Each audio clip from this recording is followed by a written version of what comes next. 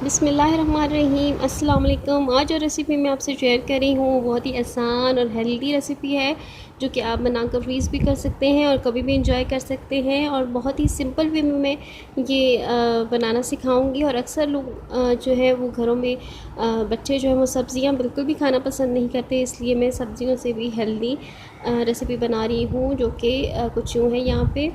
और यहाँ मैंने ले ली है आलू, शिमला मिर्च और प्याज, और गाजर मैंने ले ली है। और आप अपनी चॉइस से कोई भी सब्ज़ी ले सकते हैं जो भी आपको पसंद हो। आधा किलो से थोड़े ज़्यादा आलू मैंने ले लिए थे, जिन्हें बॉयल करके मैंने ठंडा करके मैश कर लिया था। और अब इसमें सब्ज़ियाँ शामिल करूँगी, जिसमें शिमला मिर्च, गाजरें, टमाटर मैं शामिल कर दूँगी, जो कि मैंने चॉप कर ली थी। और प्याज एक दरमियाने साइज़ की चॉप करके शामिल किया, और 2 ही दरमियाने साइज़ की गाजरें ले ली थी, जो कि ग्रेट करके मैंने शामिल कर ली है।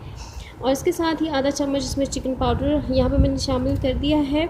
और अगर नहीं है तो आप स्किप भी कर सकते हैं, और लेकिन इससे चिकन में जो है फ्लेवर बहुत ही खाने में अच्छा आता है। और आधा चम्मच पिसी काली मिर्च जो है वो मैं इसमें डाल रही हूँ, और आधा चम्मच ही इसके बाद यहाँ पे मैं शामिल करूँगी कुटी लाल मिर्च।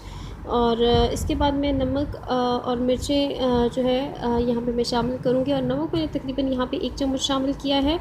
और नमक और मिर्चें जो है वो आप अपने टेस्ट के अकॉर्डिंग जो है वो डाल सकते हैं। और इसके बाद यहाँ पे मैंने चिकन पाउडर जो है वो उसमें नमक मौजूद होता है, इसलिए मैंने नमक जो है वो यहाँ पे मैंने कम डाला था। और इसके साथ ही मैंने लहसुन पाउडर इसमें शामिल किया है।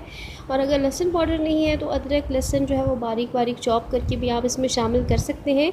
और इसके बाद यहाँ पे मैं शामिल कर रही हूँ बहुत ही एक अहम इंग्रेडिएंट, जो कि चावल का आटा है। और ये मैं 4 चम्मच भर के शामिल कर रही हूँ, और अच्छी तरह से मिक्स कर लूँगी।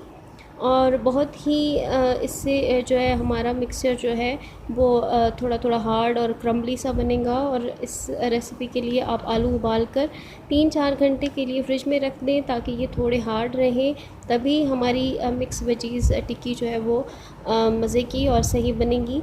और अगर आप तकरीबन इसे पहले बनाना चाहते हैं तो आप 1 दिन पहले भी आलू बॉयल करके रख सकते हैं, और दूसरे दिन आप तमाम इसमें मिक्सिंग करके मसाले वगैरह डाल के तो आप इसे बना सकते हैं। और ये आलू टिक्की मैं बिना अंडे की कोटिंग के बनाऊंगी, और बिना ही ब्रेड क्रम्स के बनाऊंगी, और बहुत ही क्रिस्पी ये इन दोनों चीज़ों के बगैर तब भी ये बनेगी। और इस स्टेज पर आप इन्हें फ्रीज़र में भी फ्रीज़ कर सकते हैं, और 2 वीक तक आप इन्हें फ्रीज़ करके रख सकते हैं। और यहाँ पे मैं हाथों से दबाकर इन्हें पहले तो बॉल्स बना रही हूँ, और बॉल्स बनाकर जो है मैंने यहाँ पर एक कुकी कटर ले लिया है, और उसकी मदद से मैं एक ही साइज़ की जो है यहाँ पे मैं टिक्की जो है यहाँ पे बना लूँगी, ताकि हमारी तमाम जो टिक्कियाँ हैं वो एक ही साइज़ की और एक ही माप से जो है वो रेडी हों।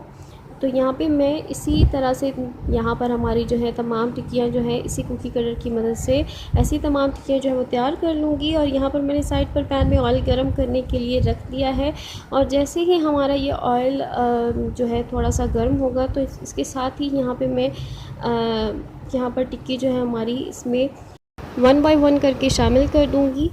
और बिल्कुल भी पैन को यहाँ पर मैंने ओवर क्राउडेड नहीं करना है, और थोड़ी सी टिक्कियाँ जो इसमें आसानी से आ सके उनको मैं डाल दूँगी, और गोल्डन सा कलर आने तक फ्राई करूँगी।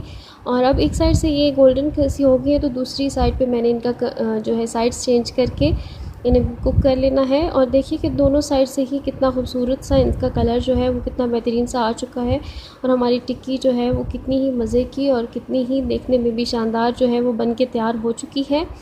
और आप इसे ज़रूर बनाइएगा और ज़रूर ट्राई कीजिएगा, मुझे फ़ीडबैक दीजिएगा।